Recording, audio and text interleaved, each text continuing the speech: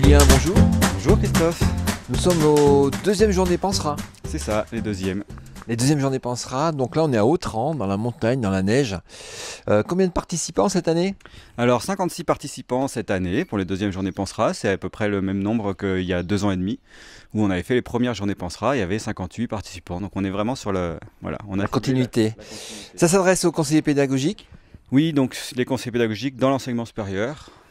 Et quelle que soit leur institution, leur ministère de rattachement, voilà, quel que soit leur statut aussi, quelle que soit leur ancienneté. Donc voilà, on a vraiment un public très ciblé et en même temps assez varié. Donc au programme des ateliers?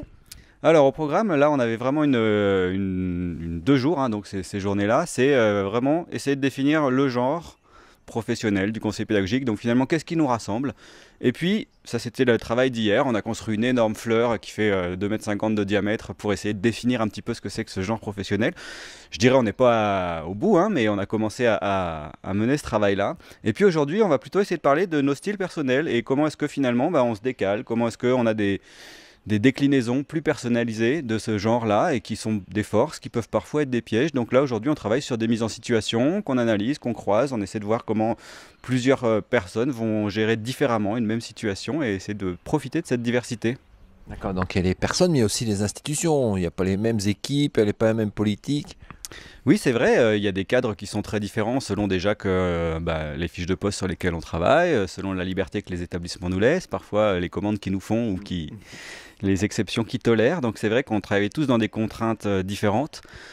Mais ce qui nous intéresse ici, c'est pas tant de regarder ce qui nous différencie, c'est vraiment regarder ce qui nous rassemble. Et ce qui nous rassemble ici, c'est peut-être plus une posture d'accompagnant qui est en respect des enseignants qu'on a à accompagner, qui nous place à leur côté, mais en même temps qui nous oblige parfois à être un petit peu virulents avec des commandes institutionnelles qui vont en désaccord avec un avancement et un développement professionnel des enseignants. Ça arrive jamais, ça.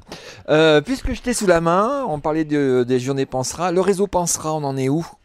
Eh ben, le réseau Pensera, donc, il a maintenant 5 ans et il est passé de 3 à 10 institutions en 5 ans, de 8 à 20 personnes. Donc voilà, il s'est stabilisé là depuis 2 ans sur une dizaine d'institutions et une vingtaine de personnes. Il y aura sans doute encore une étape d'agrandissement puisqu'il y a au moins 2 établissements grenoblois qui devraient pouvoir l'intégrer. Il est toujours très fortement soutenu par la région et là c'est vraiment pour nous une sacrée bouffée d'oxygène. Et je dirais aujourd'hui, à la fois il travaille vraiment vers l'intérieur pour développer les conseils pédagogiques du réseau Pensera et vraiment en faire des personnes qui sont solides.